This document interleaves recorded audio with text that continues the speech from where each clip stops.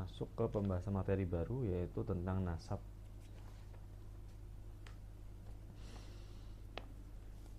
Faslu ar-rabi' faslun fi ahkamin nasab. Pembahasan tentang nasab. Jadi inilah yang membedakan Islam dengan yang lainnya, agama lain. Di Islam pembahasan tentang nasab sangat detail, sangat terperinci, sehingga orang itu punya jalur, saya ini keturunannya siapa. Jadi setiap orang itu punya kepentingan dalam benak mereka, itu mereka punya awareness, punya kepentingan, punya saling menjaga, saya ini adalah keturunannya siapa, gitu ya. Nah, ini berbeda di agama lain. Agama lain tidak mengenal atau tidak sedetail ini dalam penjelasan tentang nasab. Walaupun mereka ada sistem aturan tentang pernikahan, ya, tapi tentang nasab tidak. Kecuali terhadap nasab-nasab bangsawan ya. Kalau nasab-nasab bangsawan mungkin masih oke, masih masih mereka masih aware, masih memperhatikan. Tapi kalau di kalangan umum ya tidak, gitu. Maka inilah yang membedakan. Kalau di Islam tidak, mau dia bangsawan, mau dia umum, diperhatikan nasabnya seperti apa. Karena di situ ada polemik ahli waris, tentang waris. Di situ ada yang berkaitan dengan misalnya kalau ini ya budak dan merdeka ya dulu ya, itu mengikuti itu. Lalu berkaitan dengan agama, misalkan agama anak, itu kan mengikuti nasab juga. Entah itu jalur ibu maupun jalur bapak, ada nanti pembahasannya seperti itu. Maka pembahasan nasab ini penting. Betapa syariat itu memperhatikan betul hal-hal yang kecil. Ya. An-nasab huwa al-silatu baina syakhs wa ghairihi wa qad rattaba syara' bai ala hadhihi silah ahkaman adidatan kal miras wa nafaqah wa hurmatun nikah wa tanasur. Kenapa kita harus memerhatikan nasab? Karena di situ ada beberapa hal, beberapa hukum yang juga ada sangkut pautnya. Jadi hukum ini nyantol tuh dengan nasab. Pertama, hukum waris. Anak angkat misalkan, dia nggak punya nasab ke bapaknya, nggak punya nasab ke ibunya. Anak angkat, murni anak angkat. Lalu dia misalkan dia mengklaim, saya adalah anak dari bapak Hadi Subroto. Nah, kemudian namanya pun diubah, misalkan tadinya adalah namanya Teddy, diubah menjadi siapa, Rudi Hadi Subroto misalkan, diubah ya, padahal dia bukan anak asli. Dia anak angkat, diangkat di umur 2 tahun misalkan, masih kecil sekali, atau umur 1 tahun, 1,5 tahun, 2 tahun gitu ya, dia diangkat. Nah, kemudian setelah orang tuanya meninggal ya, orang tua angkatnya meninggal, ada klaim dong dengan saudara-saudaranya ya, saudara-saudara orang tuanya, adik-adik atau kakak orang tuanya, misalnya bapaknya, misalkan klaim dari bapak atau ibunya, mau apa ya, mengambil waris ahli. Kenapa? Karena mereka mengklaim dia tidak punya anak laki-laki, maka saudara-saudaranya berhak mendapatkan waris lah. Tetapi ada satu anak angkat ini mengklaim bahwasanya saya adalah keturunan dari bapak Hadi Subroto misalnya, gitu. Maka dalam Islam itu tidak berhak, itu anak angkat itu tidak berhak mendapatkan waris ya. Tapi kalau misalkan mau mendapatkan waris, maka melalui jalur wasiat. Jadi diwasiatkan dulu di awal, saya mewasiati kamu sebesar 20 juta rupiah, sebesar 2 miliar, dan boleh asalkan wasiat ada batasnya 1/3 maksimal, baru sisanya dibagikan ke waris, boleh. Atau dengan jalur hibah. Jalur hibah artinya apa? Maka seluruh ahli waris dari saudara-saudara, misalkan bapaknya punya kakak, punya adik, orang tua, istri, semua ahli waris itu berkumpul, lalu membicarakan tentang kita mau memberikan hibah berapa kepada anak itu. Jadi ada dua ya, ini tentang waris ini ya. Entah itu anaknya diwasiati bapaknya, bapak angkatnya misalnya, untuk mendapatkan wasiat sebelum pembagian waris. Kalau misalkan tidak diwasiati dan belum memberikan wasiat, maka apa? Bisa dengan menggunakan jalur hibah. Hibah itu berarti anak-anaknya, maaf, saudara-saudara dari ayah angkatnya itu, ya, dan juga orang tua misalnya kalau masih hidup, begitupun istri, seluruh ahli waris yang mendapatkan hak waris di situ, maka berkumpul bermusyawarah untuk membahas tentang kita mau menghibahkan berapa ke anak itu. Kalau tidak ada keduanya, maka tidak berhak dia mengklaim saya adalah waris, ahli waris, tidak ada. Ya. Kemudian yang ketiga, yang kedua yaitu berkaitan dengan nafkah. Nafkah. Gimana contoh misalkan? Ya. Orang tua mengangkat anak asuh. Oke. Nah, kemudian cerai. Orang tuanya ini cerai. Gitu kan? Orang tuanya ini cerai. Dan setelah cerai, maka anak angkat itu tidak lagi menjadi tanggungan nafkahnya si bapaknya. Ya toh? Kenapa? Karena bukan anak asli, bukan anak kandung nasab. Yang menjadi tanggungan nafkah bapaknya adalah anak kandung nasab. Ya. Lalu bagaimana dia mendapatkan nafkah atau mendapatkan hak? Ya, maka apa? Yaitu dengan musyawarah. Maka orang tuanya bercerai, dia tektokan dulu. Ini gimana anak ini? Ya, siapa yang mau nafkah? Oke, 50-50. Saya 50, kamu 50. Atau 60-40, saya 60, kamu 40. Ya maka seperti itu nanti, sesuai dengan hasil, ya, titik tengah dari kedua orang tua angkat. Beda toh, kalau dia anak kandung asli maka apa? 100% ke bapaknya. Ya karena nafkah kewajiban dari bapaknya. Tapi kalau dia bukan anak kandung asli, artinya anak angkat seperti ini, maka gimana ya? Nanti gimana dia mencari solusi itu? Bermusyawarah 60-40 kah, 50-50, atau kita kembalikan lagi ke panti asuhan, atau itu nanti tergantung dari hasil mereka. Seperti itu. Tapi kalau dari bapaknya, sudah saya ini kan, saya beri nafkah selama sampai umur SD. Kemudian setelah SD kamu, ya maka itu menjadi, ya, kewajiban dia sampai SD. Seperti itu. Kemudian yang ketiga adalah berkaitan dengan nikah. Maka di Islam ada namanya mahram. Ya, hormatun nikah. Ya. Maka anak angkat ini, ya, dia ada larangan-larangan menikah seperti itu. Nah, kalau dia anak kandung maka dia tidak boleh menikah dengan misalkan saudara kandungnya, ya, atau saudara satu ibu satu bapak, nggak boleh. Dia menikah dengan saudara sepersusuan misalkan, tidak boleh. Ya. Jadi ada beberapa hal yang itu berkaitan dengan nasab, maka dari itu penting. Ada beberapa hadis ini, kita membacakan hadis Sa'ad bin Abi Waqqas. An Nabi SAW qala man idda'a ghair abihi wa huwa ya'lam annahu ghair abihi fal jannatu alaihi haramun. Ya. Ini dalam riwayat Bukhari dan Muslim. Man idda'a ghair abihi, ya, barang siapa yang dia memanggil, ya, selain bapaknya, bahwa ya'lam annahu ghairu abihi, ya, jadi dia menganggap bapaknya selain bapaknya itu seakan-akan bapaknya gitu ya. Jadi dia mengklaim nasab gitu maksudnya ya. Mengklaim nasab orang lain, nyantol nasab orang lain, dan dia tahu bahasanya klaim itu dia palsu, ya. Maka fal jannatu alaihi haram. Ya, ini menunjukkan bahwasanya Rasulullah sangat aware sekali dengan nasab. Tahu nih, bahkan nanti suatu saat nanti perkaitan nasab ini sangat penting dan sangat menjadi gejolak di umatnya nanti. Ya, dan kita lihat banyak sekali perkara nasab ini. Kita bisa tahu lah, ya, kasus-kasus misalkan, mohon maaf ya, seperti Mario Teguh, ya. Itu ada kasus nasab juga. Banyak sekali kasus-kasus nasab ini menjadi gejolak, menjadi permasalahan, ya, gitu.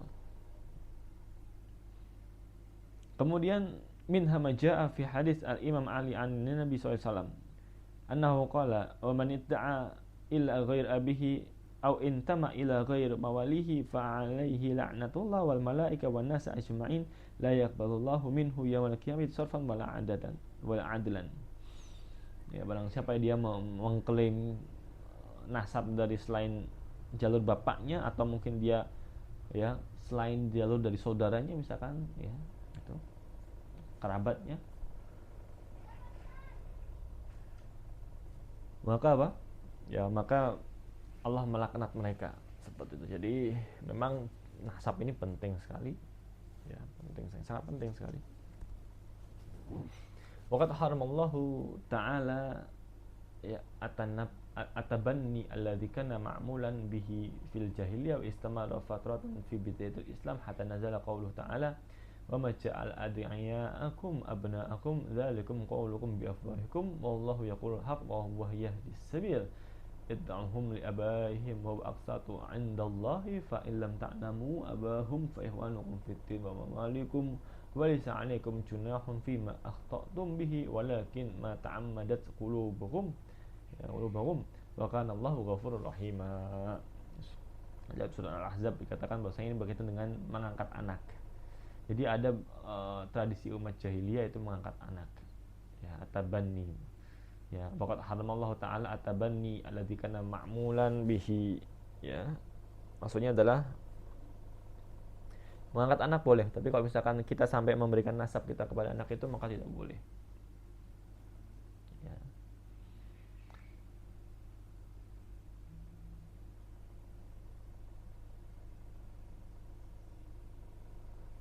Kemudian fi bayan asbabit subutin nasab. Ya, ini berkaitan dengan cara apa kita menetapkan suatu nasab. Yang pertama yaitu bizawad as-sahih, ya. Yansabul walad illa ummihi bimajrid waladatiha bihi sawa tatbihi min tariqi halal am tariqin haram. Maka seorang anak itu dinasabkan, ya, kepada ibunya, ya. Entah itu dia menikah maupun tidak menikah, artinya hamil di luar nikah. Wala yansab ila abihi illa idza kana min zawad sahih. Maka anak tersebut tidak bernasab kepada bapaknya kecuali dengan pernikahan yang sah. Maka tidak boleh kalau misalkan dia bernasab pada bapaknya dan pernikahannya tidak sah, atau mungkin dia dengan perzinahan. Ya.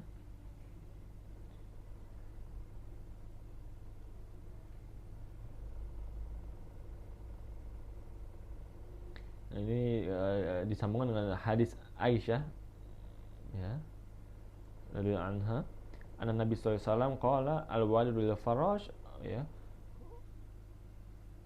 Bahwasanya dikatakan walad atau anak, ya, itu lil farash, ya, yang tinggal di kasur, maksudnya adalah ibunya.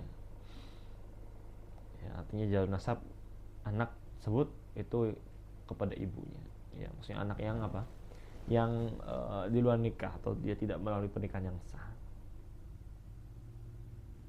Yani annal walad yalhaqu billadzi lahu zawjiyah as-sahya wa zani lahu rajm bil hajarah. Baik. Maka yang pertama yaitu menetapkan nasab dengan pernikahan yang sah, ya. Apabila melahirkan suatu anak dari pernikahannya sah, maka anak tersebut nasabnya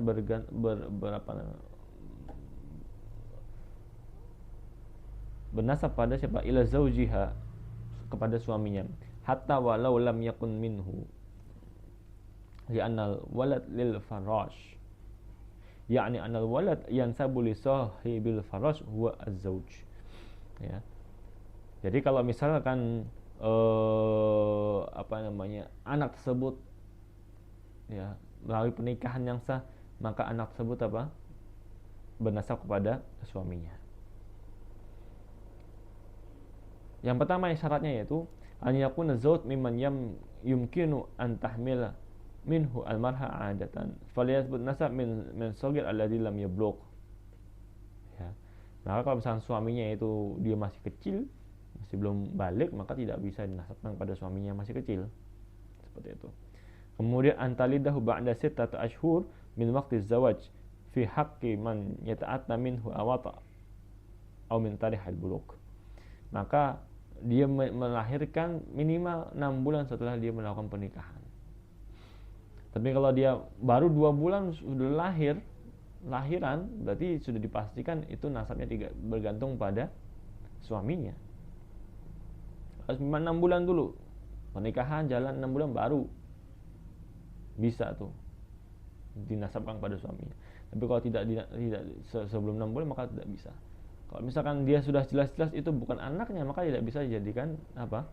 Sebagai nasab kepada suaminya. Itu ya.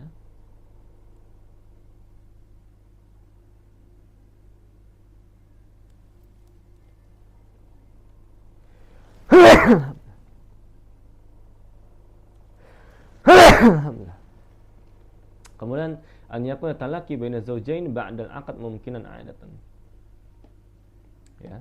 Yang pertama suaminya setelah buluk, setelah balik. Yang kedua apa? Setelah 6 bulan setelah pernikahan.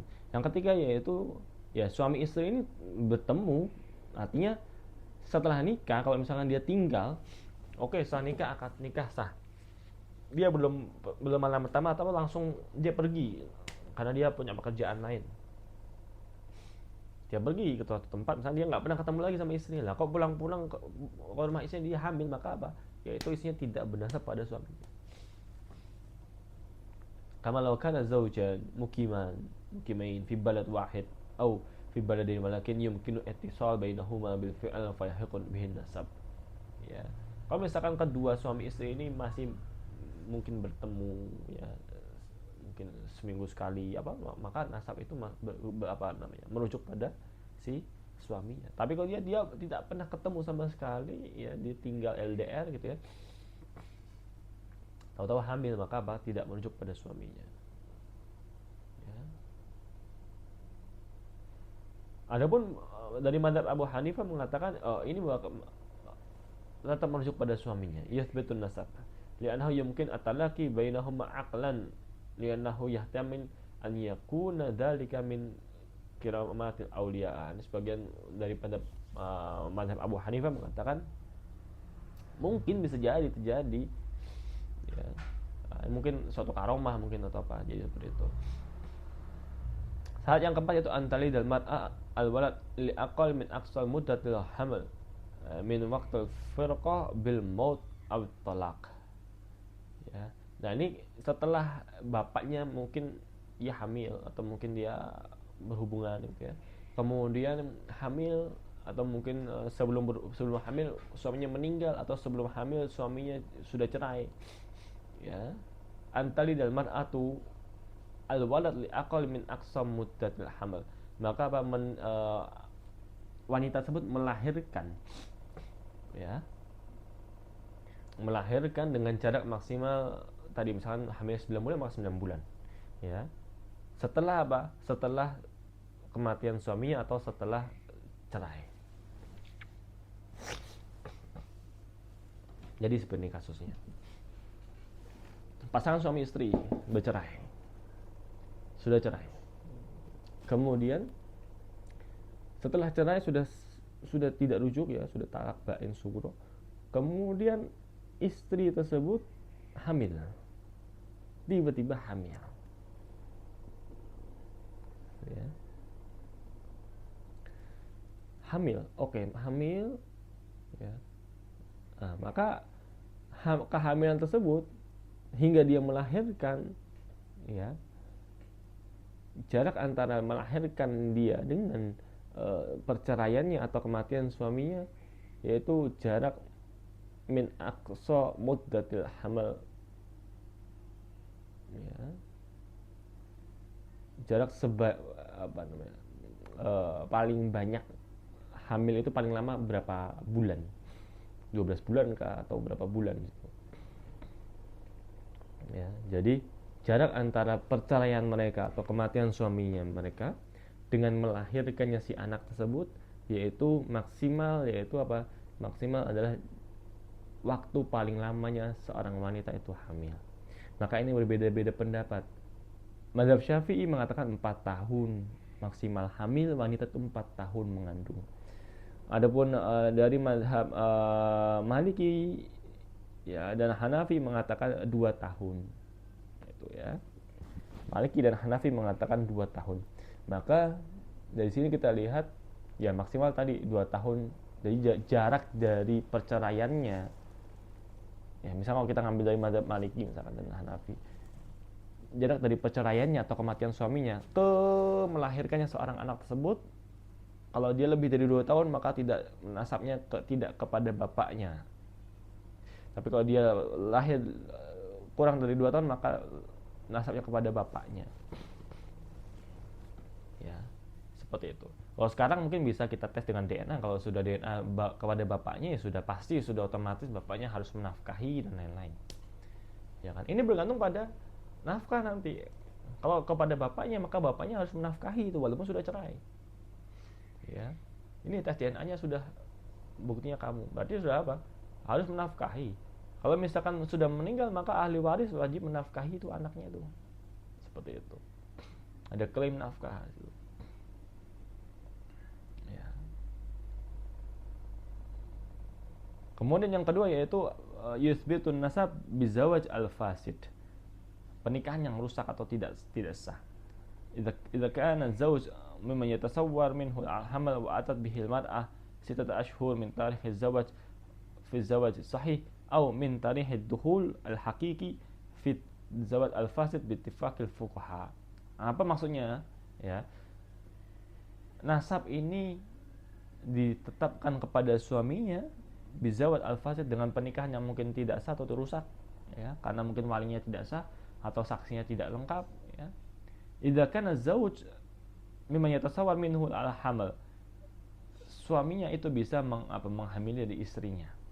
Wa atat bihil mar'ah 6 ashhur min tarikh az-zawaj, dan pernah menggauli istrinya 6 bulan dari tanggal pernikahannya.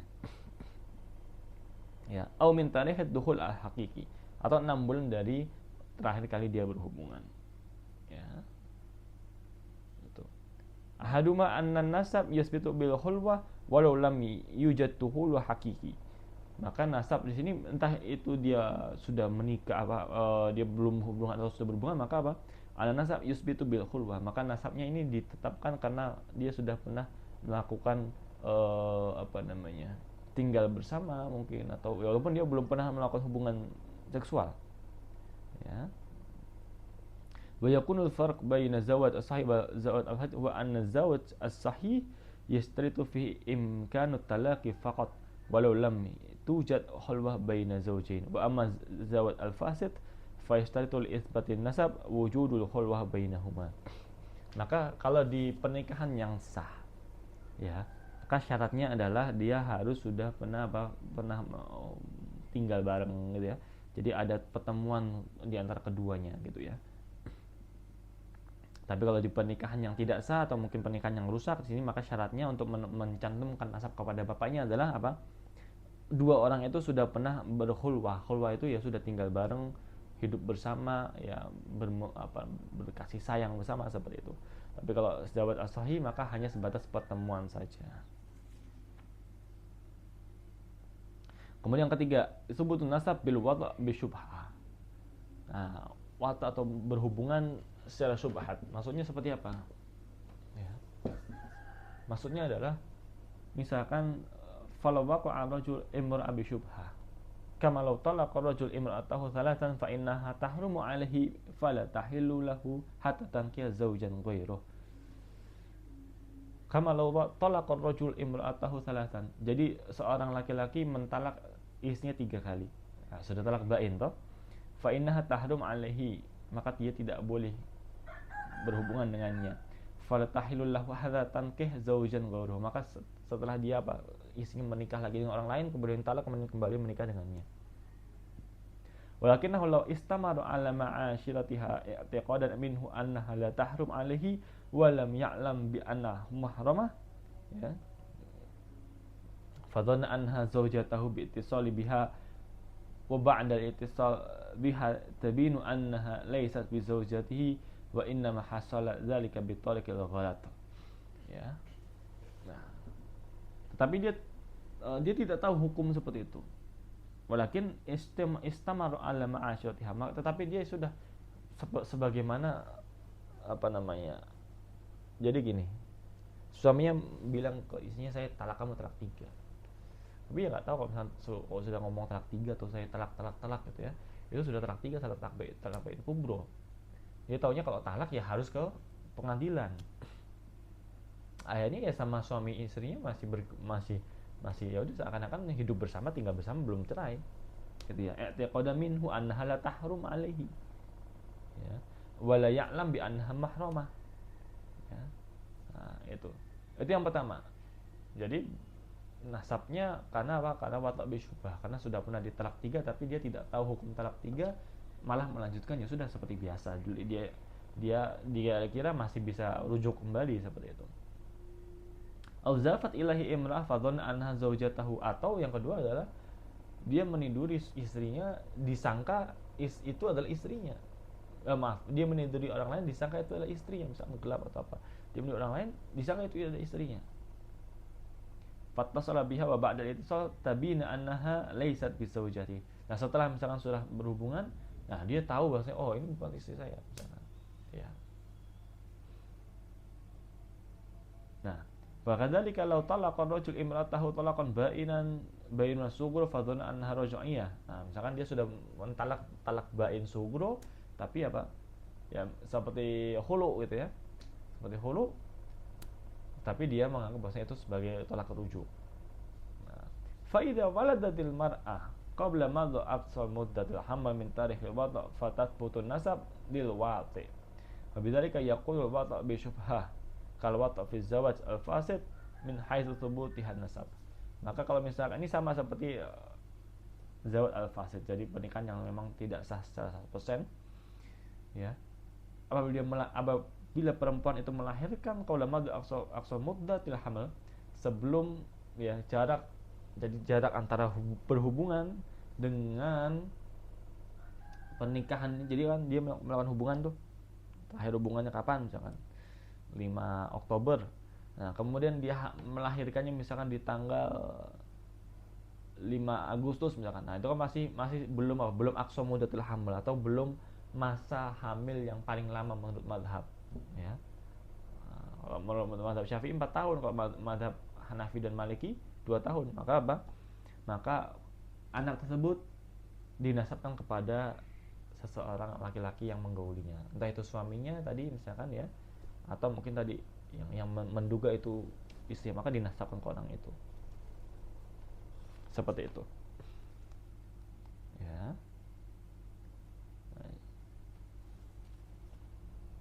Mungkin kita cukupkan sekian ya, karena pembahasannya cukup berat hari ini tentang nasab. Jadi ada beberapa inti, ya, berkaitan dengan nasab. Tadi kita sudah membahas tentang nasab yang itu tentang zawaj sahih, ya, itu pernikahan yang sah, ada syarat-syaratnya, ya. Lalu nasab yang dikaitkan dengan pernikahan yang rusak, entah itu pernikahan karena tidak ada wali maupun tidak ada saksi yang mencukupi, ya. Atau yang ketiga adalah nasab yang dikaitkan dengan hubungan badan bisyubha, atau ada syubhat dalam hubungan badan, entah itu dalam kasus perceraian bain kubro, talak 3 yang dia tidak tahu hukumnya, atau dalam kasus perceraian bain sugro atau hulu yang dia anggap itu sebagai rujuk, talak rujuk, atau dia menduga istri orang lain itu adalah istrinya sehingga dia menggaulinya. Maka ini kita sudah bahas, kita rangkum, ya. Mungkin pertemuan depan kita masih berkaitan dengan nasab, ya. Sini berkaitan dengan cara menetapkan nasab, ya, nasab. Ya, kita tutup dengan kafaratul majlis. Subhanakallahumma wa bihamdika asyhadu an la ilaha illa anta nastaghfiruka wa natubu ilaik.